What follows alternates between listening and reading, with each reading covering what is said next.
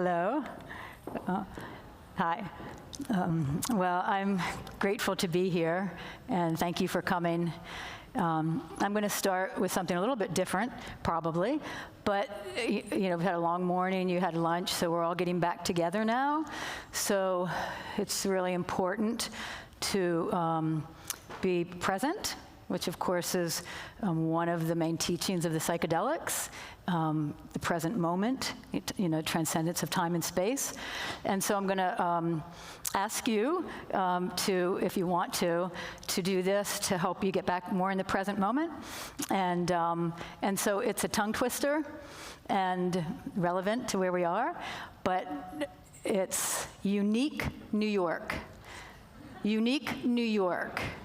So say that a couple times. Unique New York, unique New York, unique New York, unique New York. Say it a little bit faster. Unique New York, unique New York. Okay, so if you say it and not think about how other people might be watching or and just be in the present, unique New York. Unique New York, unique New York, unique New York. So it's just about, they help us to come in the present moment, and also helps to loosen up your voice, which can be helpful. But anyway, I also want to just take another minute, because another of the psychedelic, to me, the teachings that we know, is this connection.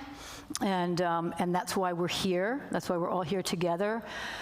And as this field has grown, there's been a lot of opposition. A lot of things coming up that are not real in harmony and disconnected.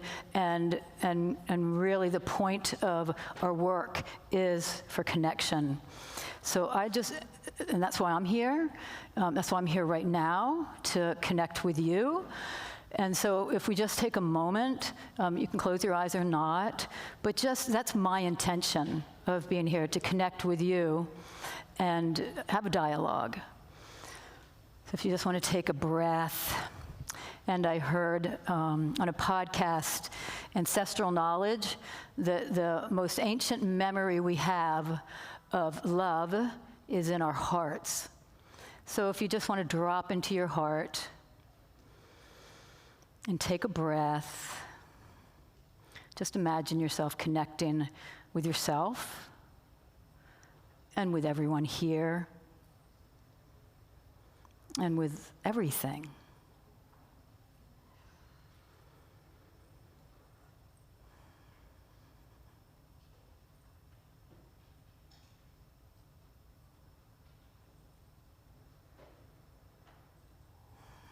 And that's really the goal.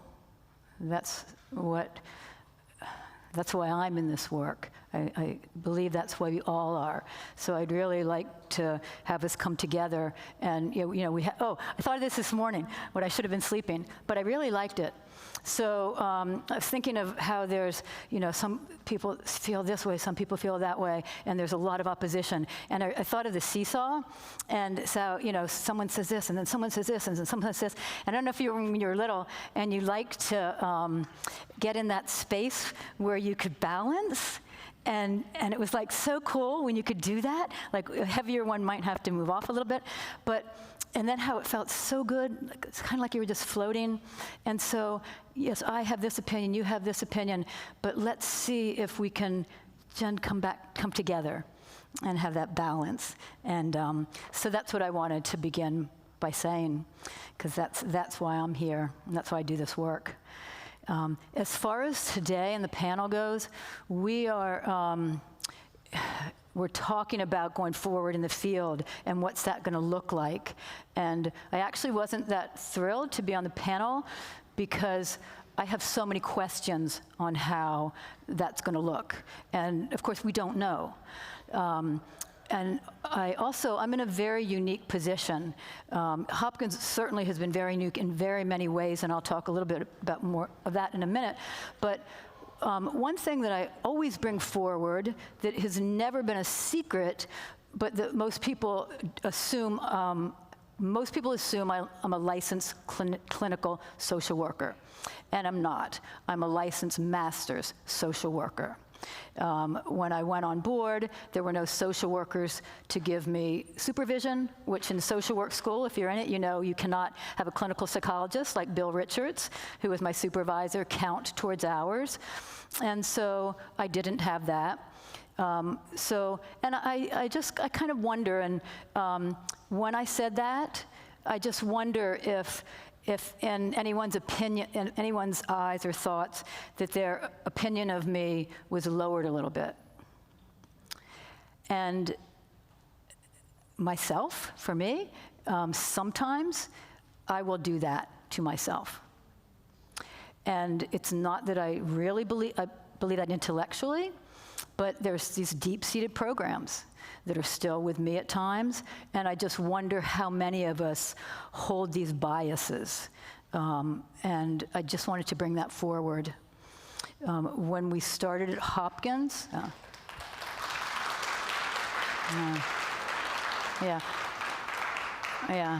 thanks for that clap, because it made me realize I wanted to say more about that, but I thank you for that. But so what, with that, it's, you know, as far as, again, we're all one, we're all connected, we all have our own way, but that's what, again, the teachings are. And in the state of the psychedelic expansiveness state, there is no division, there's no hierarchy in consciousness. So, you know, we put ourselves in all these levels, and of course we need them for the things that we're doing, but in the big picture, you know, we're all here and we're all together, and I have my role and you have your role. And so how do we bring that, our roles and who we've been in our lives, in our work, and who we are, how do we bring that forward when we're looking at who qualifies as guides, as facilitators, as therapists, as this field is growing? And I certainly believe, and I think most people do, but I'm just speaking for me and a lot of people I do know, that the medical model there's no question. We need the medical model. We need the licensed clinicians. But I just truly believe that there is a need and room for more, at least one, maybe two, maybe three, who knows, more than one model. And, you know, I loved when I heard Roland talking yesterday. At the end, when he was talking about that, there's a therapeutic model that is becoming, I mean, it's good, it's great, we're really grateful for that. But more and more, the non-therapeutic, the spiritual, the personal growth seems to be falling away. And he certainly, as he spoke, wants to make sure that that comes back, and I also do. And so so this is my big question. I don't have answers, and I do have some thoughts on it that we'll talking about later, but, you know, truly, how do we navigate this field in that, you know, the licensed clinicians, you know, with people that have mental illness and diagnosis, but what about the whole, where people go for spiritual growth? We did so many studies with, and I don't like this word, healthy normals, but it's people who didn't have diagnoses, and so we run a number of studies. And so, you know, do we need the clinical for that? And also, I mean, like myself, I'm getting pushed out of being able to be a guide. In some of our studies, I can't. And one of my colleagues, who you all know, who spoke, Albert Garcia Romeo. He's a doctor of transpersonal, you know, therapy, and he's not a clinical guide, but the two of us have been running sessions, me for 22, him for 10, and on our Hopkins model, that's what we've done, and it's worked. So I'm not saying that's the best, but I'm just saying let's look at things that are out there and how we can navigate that. You know, I do want to give applause to the underground therapists. There are so many who are so dedicated, taking risks, who are so much more knowledgeable and educated and skilled than me in a lot of these fields.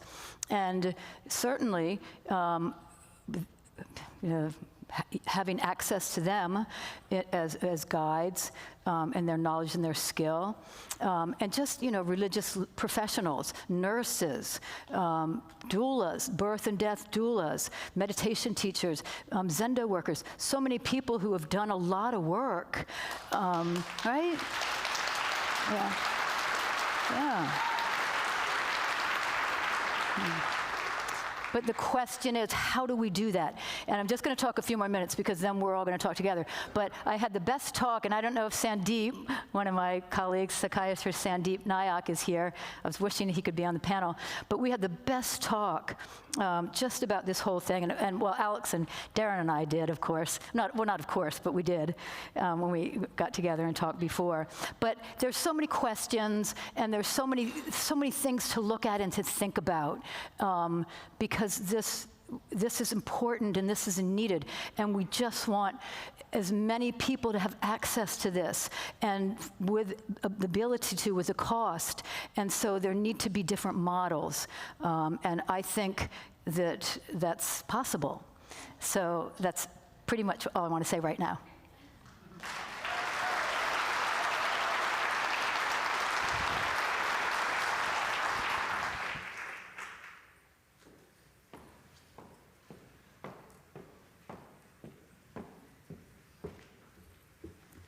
Thank you so much, Mary. It's wonderful to hear from you. Oh, thank you.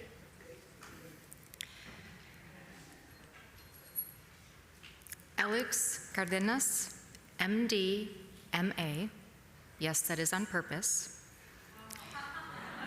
is the son of first and third generation immigrants and the grandson of a curandera. He is a community and safety net psychiatrist who has worked in the public mental health and public education space since 1999 as a provider, administrator, researcher, and advocate.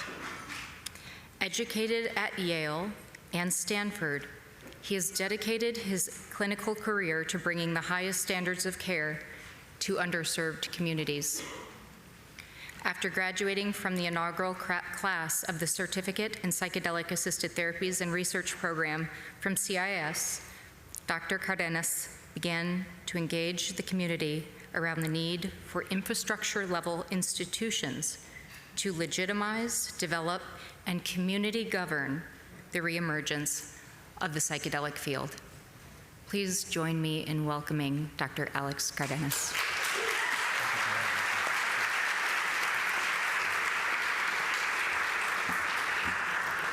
And he would also like to come up, Darron Smith, PhD. Dr. Darron Smith is a U.S. Army veteran and a faculty member in the Department of Sociology at the University of Memphis.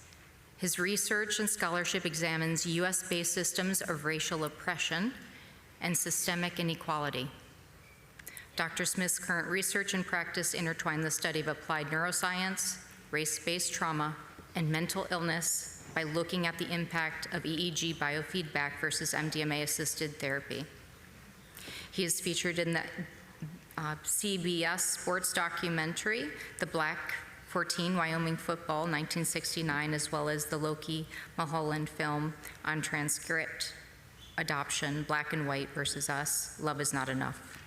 He is the author of When Race, Religion, and Sports Collide, Black Athletes at BYU and Beyond. Dr. Smith is a member of Chacruna's Racial Equity and Access Committee and is the editorial advisor on the editorial advisor board of the Mormon Studies Review. Again, please join me in welcoming Dr. Alex Cardenas and Dr.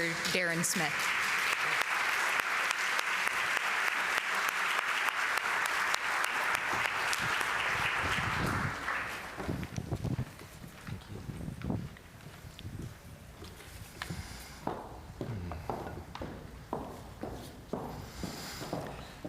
Thank you so much, Leah, for that introduction, and for Kevin and the whole Horizons team for having us. It's been a wonderful conference.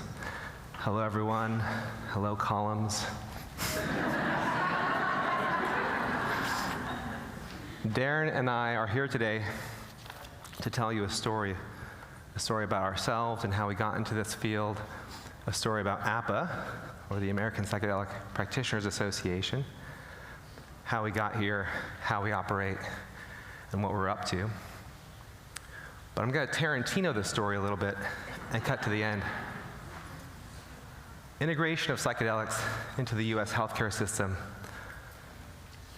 if we succeed at this, looks a lot like someone being interested in being a therapist who can practice psychedelic-assisted therapies, looking up schools or training programs that are accredited so that they know that they will be taught the skills they need to practice and that graduating from such a program would qualify them for a certification so that they can go forth and practice safe and effective and attuned therapies in a way that also qualifies them for malpractice insurance coverage and qualifies their practice for healthcare insurance coverage so that we can enable equitable access for most Americans who won't otherwise be able to afford this type of care. That's the end of the chapter, but to get there, a lot of things need to happen. These are just some of the important variables of what we have come to call psychedelic healthcare infrastructure. Different aspects put together from different organizations that all need to work in concert to achieve what we're trying to achieve. This is not dissimilar from how many of us became professionals in this field. And this is what the psychedelic ecosystem needs to look like if we are to succeed in establishing this within the healthcare system. Professional associations play an important role in this, especially because of our community being trained in all these different lineages, doctors, nurses, therapists of all types, underground practitioners, or also known as lineage keepers, of all varieties, people who have been practicing for decades or holding lineages that practice for centuries to millennia. It's time for our community to come together, to teach each other, to learn from each other, to support each other, when needed to hold each other accountable, and to have a collective voice in creating the necessary policies and advocating for the necessary adoption of these policies. And that's what APA is doing in a nutshell. We're bringing the community together for the roots of the policies that we need to create. And that's it in a nutshell. But Kevin asked us both to make this a bit personal. When you ask a psychiatrist to make something personal, they're going to talk about their childhood. But I know we don't have the interest or time for such things.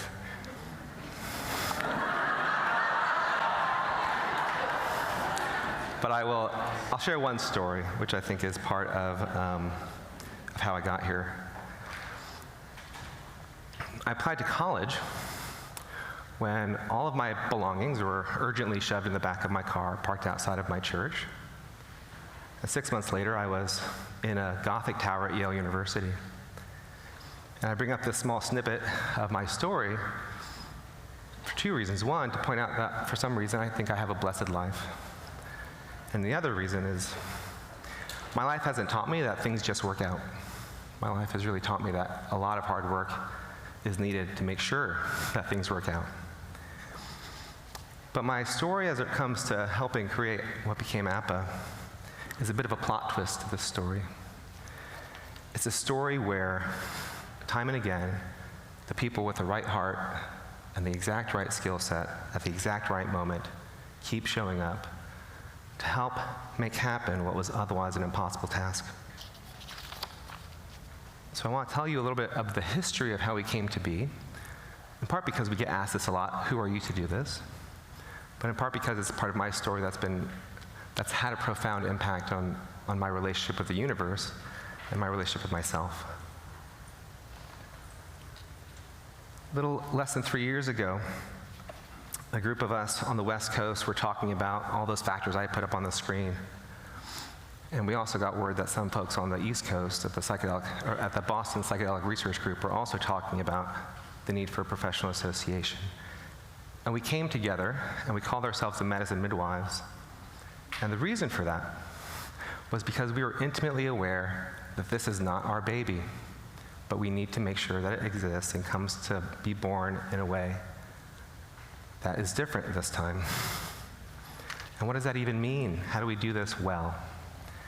And I wish I could tell you about all these beautiful souls and all that we did over the course of that year, but we don't have that kind of time. But I'll say we had two tasks. One is we had to bring our community together, and the other was we had to face a very complex challenge. To bring our diverse community together, it was important to us to recognize that people didn't just need to be included, but they needed to feel welcomed. And they needed to not just be a part of, as a member, but be a part of the leadership from the get-go. So we held many national summits to get the word out, to convince people of the importance of coming together for a professional association, and to eventually put the word out to ask people to step forward to join a steering committee to answer the complex questions of how do we elect leadership in an equitable way with such a diverse community. The other value that I want to put words to is maybe simply said as, every light casts a shadow.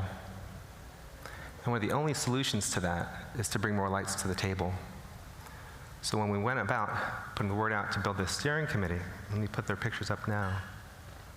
We went about it with a matrix of both professional backgrounds covering as much of the gamut as we could fit into a small group, as well as a variety of lived experiences that would be needed to solve this question of leadership. And I'll tell one story, another bright light, which is Monica Williams in this space, talking about how do we do an equitable election process when we know that implicit bias is a part of everything. She says, well, there's an evidence-based way to at least transiently lower implicit bias. I know because I did this study, that's what she said. And I don't know what would have happened. This was not a randomized control study, but we built that into our election process, and that election actually took place at Horizons last year. I remember between going to different talks, sending people the votes and things like that to figure out who would be our leadership. But again, not a randomized control study. I don't know what the board would have looked like without doing that, but I'm very proud of what came of that. In addition to just designing an election process, we also realized that we don't want to just hand the keys over to this board of leaders just with the idea of an association. So we also spent the better part of that year building the bones of this operation, incorporating, naming the organization, trying our best to fundraise. And just to speak for a moment about the challenge of doing this differently and doing this well, it's really hard to fundraise when you don't have your leadership elected yet. People really want to know who your leadership is. So from the get-go, all of these systems in place were challenges that we had to face to try to do this differently. But in December, we held this election, and in January, we got to meet on Zoom for the first time, these wonderful group of people here that joined our board. And this was a beautiful moment in time when I got to meet the wonderful Darren Smith, who I'm going to bring up right now, who's going to continue on sharing the story of how APA came to be and what we're up to. Darren, please come up.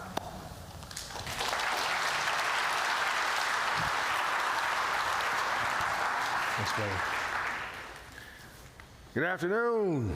Yeah, this looks like a very lively bunch from what I'm seeing up here, so I appreciate that. Thank you, Alex, for having me take some time to discuss my role in APA and why you all need to participate in APA. As mentioned before, my story into this whole world that I've just stumbled onto, and all these wonderful people and these crazy humans that I've encountered over the last several days, and just since my experience being involved in this community has been just amazing. But it all started here with the young fashionista. Onesie, who wears a coat, suit coat, sport coat with a turtleneck, and say, who does that? Who does that? That was my story. I think that set the tone of kind of why I'm here today, or how I ended up here. My experience so far with the organization is as the co-chair of the Jedi Committee, for one, and I'm going to back up real quick, and my dear colleague who's in here with me, where are you, Solana? Are you in the room? Solana's in the house. Push it up. So Solana and I serve together on the Jedi Committee, and our role is to just to make sure and ensure that the policies that are being put forward by the main body of APA in terms of the standards committees meet the smell test, so that we're in trying to make policies more equitable for members and participants. We have to kind of go through it with a fine-tooth comb. That's kind of what we want to do. So, and that's what we need to do in order to keep things, you know, to make sure that we kind of invite people of color into the space, right? Yes? Oh, man, yeah. It's about time. It's about time. So, we're deeply committed to that cause, and so, and with that, I'll put out just a quick little call to action. We need you. We need you. So saying that, I work in many different capacities with APA. Alex has me doing a lot of different things and often calls and tasks me with things to do in the service of the organization, because we really do want to see this come to fruition. It's time for us to get serious about professionalism. It's about time, because I think as we move forward with this amazing experiment that we're currently involved in, how lucky are we? How lucky are we to be in the midst of something incredible? How often does that happen? I know we had a 100-year pandemic. I get that. I understand that. But we're in the midst of something just incredible. I am so grateful to be a part of that. One of my favorite, most important jobs in APA is to meet and to befriend new colleagues. My dear colleague, Karen. Karen, where you at? Where's Karen at? She in the house? Karen, there you go. Y'all, that's my girl right there, Karen. So Karen and I, we serve together. It's interesting when you serve on a board. It seems like you become family. And so, and I feel so just fortunate to be working with so many good people who are around me. Karen and I, you know, there's people who you meet sometimes who just seem like you have no business being friends with them, but you're friends with them for some reason. Karen, it wasn't really like that with friendship per se, but Karen and I had some deep conversations right off the bat, and I think we just sort of hit it off. And I think at the time, you know, we just bonded. Not only at our wonderful retreat that we went to. We had a retreat where we actually got down to some actual serious business with APA, and in the midst of this, bringing all these strangers together in this one place, and I didn't know any. In fact, I was a little skeptical about it. You know what I'm saying? I'm saying, okay, what's going on really with this place? So I didn't know really what to expect. And then lo and behold, all these wonderful people showed up. And we began to get to know each other, befriend each other, and here we are today, and we're still working together. And so, and we've moved the needle a little further than it was last year as well, so I'm happy to report that as well. So thank you to my colleagues, wherever you are in the audience. It's a pleasure to work with you. You know what, I've been, just off script real quick before I sit down, I've been so just in awe of what I've seen over the last couple of days, from the presentations that were given regarding the studies that have been currently done and currently underway, to the experiences that people have who are users of these substances, and the things that they experience and the ways in which they tell their stories. I'm really excited to see where we go as a profession. I really am, and it's just exciting. I just can't say that enough. This is the gang right here. So we wanted to end on a positive note. We wanted to bring out our inner selves and reflect it in this wonderful photo here. There are very important aspects of APA that I want to essentially turn back over to Alex. Alex, come here, Alex. Yeah, listen. We didn't know each other forever until about a year ago. and we've gotten to know each other better. And I've learned to respect this man for the work he's doing with bringing this organization into existence. He, along with JoJo, where you at, Joe? JoJo in the house, represent, have worked very hard. And I'm putting them on the spot because I really want you to really understand we take this real seriously. We take this charge real seriously. We believe that it's you who will make this ultimately work the way it should work. We can't do it alone. And on that note, I want to turn it over to my colleague, wonderful colleague, Alex CARDENAS. Thank you, Darren. Thank you.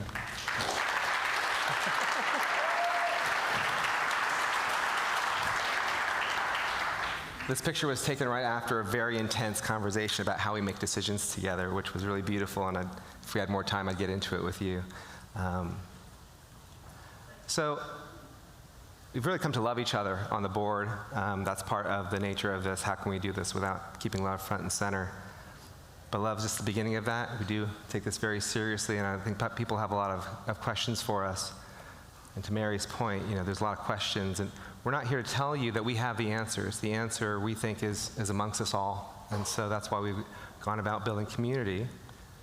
It's important just to understand how we build this into policy, though, and this is the nature of our governance, which is everything that we do as a board is informed by 3 major pillars, not unlike these columns here. We have an Elders Council, an Ethics Council, and a Jedi Council that informs all the policies internally. And again, we do our inner work, we connect to each other, we reflect that in our organizational governance, and then just as to give you an example of how we build policy, we bring a lot of lights to the table. We collaborate with the certification board, also known as BPMT, Bringing Futures, which brings their policy expertise to this to make sure that the policies that we make will work in the healthcare system. We bring together a variety of groups to weigh in on these standards, working together to build evidence and consensus. And that's a bit of how we go about answering these very hard questions. And these are just a couple of the major hard questions that we have to answer.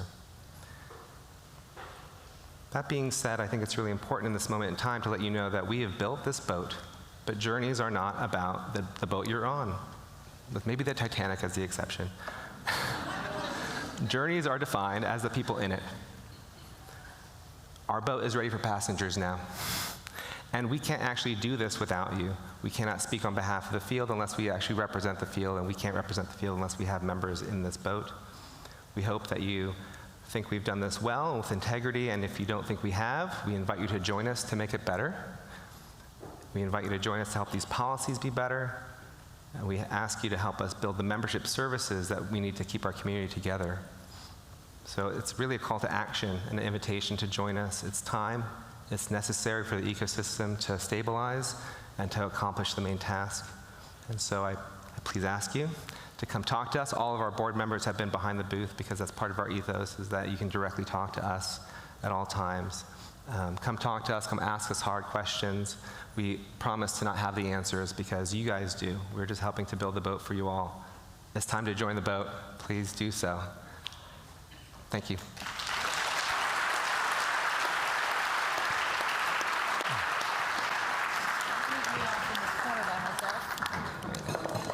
Thank you, Alex. Thank you, Darren.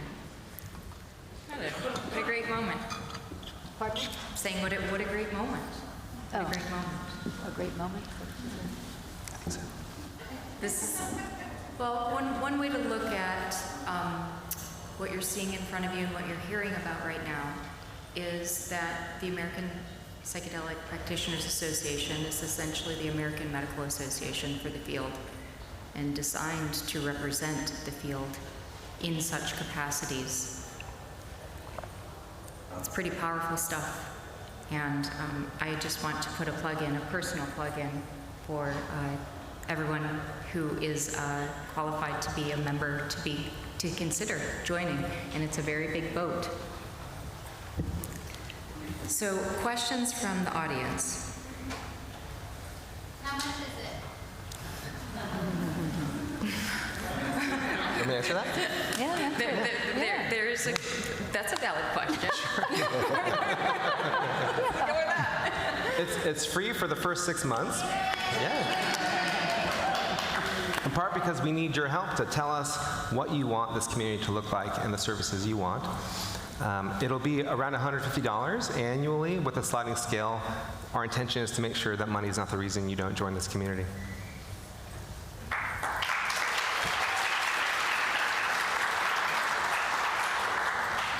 I think that there are two questions here that piggyback really nicely on each other. And the first one goes to you, Mary. What do you think qualifies someone to be a guide? Guiding is now a trend or buzzword, yet so many people guide without having done the work themselves. So what do you think? Well, that is the big question, because as we go forward, how do we bring in guides? If we don't use just the medical model, then of course we know what that is, licensed clinicians. Oregon has had a good, is a model that we're looking at to see how that will work.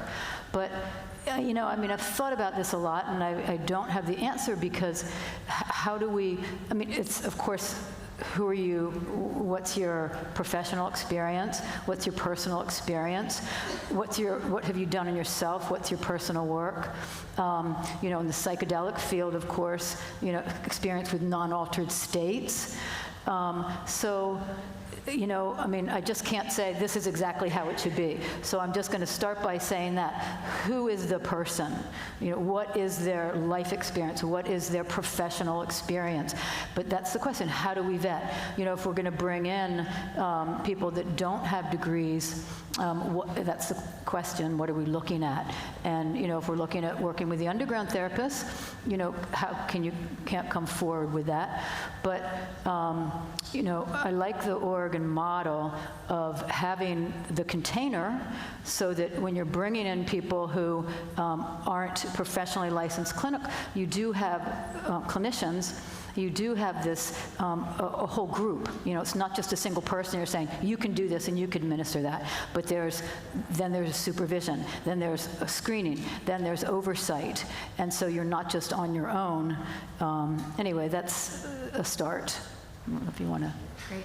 Thank you so much, Mary. Say more about that. To kind of concretize that, the follow-up question is, so who is able to join ALPA? And what does being a member mean? Yeah, sure. Well, I want to piggyback on that and then go to that question. So, eligibility is complex. But something we talked about is, if we fail to advocate for someone like Mary to be able to practice in a medical setting, so that someone with insurance could have access to someone with that kind of experience, we've probably failed. The center of gravity in the wisdom and knowledge and experience in this field is not centralized in academic centers. There's plenty of wisdom there, but there's wisdom all over the place. And so we need to think creatively and together this question about eligibility. And it's a chicken and the egg. In traditional therapies, okay, hundreds or thousands of hours of supervised clinical work prior to getting a certificate. Well, how do we do that when we can't do that kind of supervised work until it's medicalized and legalized? And so these are hard questions for who's eligible, but it's really important to us to figure that out, so that people who are very good at this can do that. And there are models within the healthcare system that allow for that. Peer support is a recognized role in the healthcare system. Spiritual support is recognized in the healthcare system. And so I think there is room for that in the system, but that does take bulletproof research and advocacy to succeed in that. And when it comes to APA, professional associations and certification boards have a slightly different role. Certification board is like the gatekeeper for who can practice in the healthcare system, and they provide a consumer protection function to say to the consumer, these people have a certain qualification. APA is everyone's welcome. If you consider yourself a prospective, current, or retired practitioner, you can be a practitioner member. We leave it purposely vague, although you can go to our website and see a long list of potential backgrounds that qualify you. But we also have associate members for people in the ecosystem that have a skill set that might be relevant to this work. Artists, musicians, people who can focus on patient experience, business operations, philanthropy, and the like. We couldn't do this if we don't do it together. I think it makes sense to intertwine our communities so that we can all work together towards a common cause. Can I jump in for a second? and ask if Sandeep is still here, my colleague Sandeep Nayak. Are you still here, Sandeep? If you would want to, I think he had such a good point. I was saying earlier, we had such a great discussion. And one of the things looking at when we're considering this, the different models, and would you like to share, Sandeep, when you're talking about the midwife, et cetera?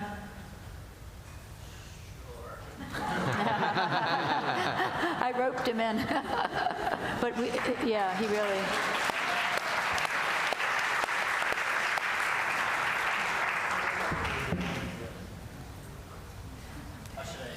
I don't know. Get a microphone for him. I didn't know. I hope it's okay. I didn't really mean to bring Hello? Hello? Hey. Yeah. Can you hear me? Yeah, I mean, it's funny. Mary and I were talking about how we both don't really want to be on stage talking about this topic. Exactly. So I asked if you'd help me. Because I think it's actually quite thorny, and we don't have very coherent ideas on it. On the one hand, I am a psychiatrist. I'm clinically trained. In psychedelic therapy sessions, there are many, which I do view as psychotherapy. There are many things that have come up that I don't know how I would have dealt with had I not had clinical training. And also, you do need this edifice of ethics, accountability, basic clinical sense. And on the other, I do support legalization of psychedelics for non-medical use, and that is actually how most psychedelics are used. And then there's a gray area of many things in between. For example, the Oregon model.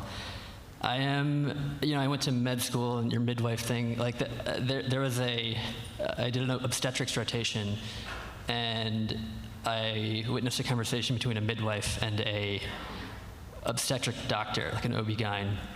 And the midwife said, the problem with you all is that you think that birth is a medical emergency waiting to happen.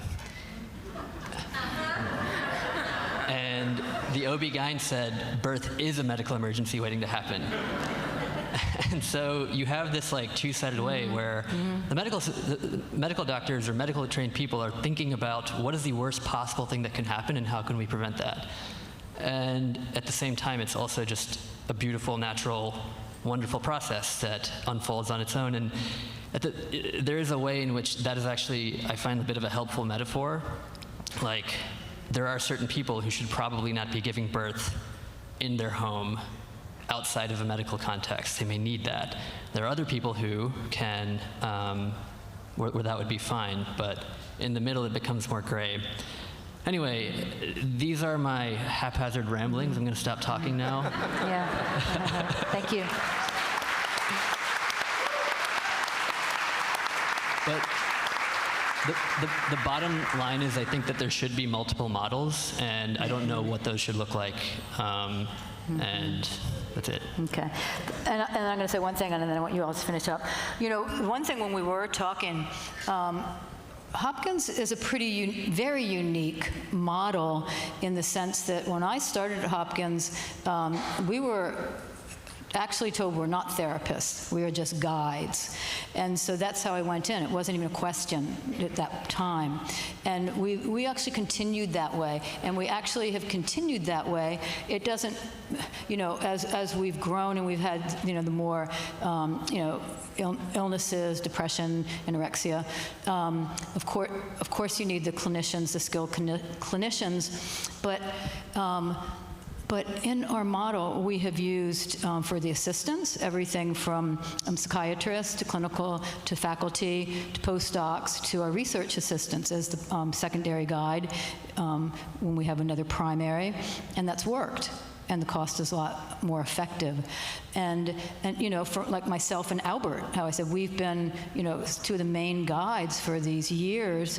And because we have this container at Hopkins, we have the doctors, we have the screenings, we have all the the supervision. And so in this model, we're able to use non-clinicians in different, roles, and it's worked. So that's what I want to say to that. So we have about 4 minutes, and I think there are 2 important questions here. So I'm going to ask one and see if we can get to the next. So I'm combining a few questions. Give me a sec. So what is APA doing in terms of outreach to improve access to the space for BIPOC who would like to become practitioners? And also, how is APA viewing education standards in terms of practitioners being competent to provide culturally diverse care? Take it? So yeah, the question regarding what are we doing to try to recruit more or do more for BIPOC communities. One, my colleague that's here today had just mentioned to me just the other day how she feels that Asian Americans are completely invisible in this space. And I don't know, it was like one of those wow moments. Totally.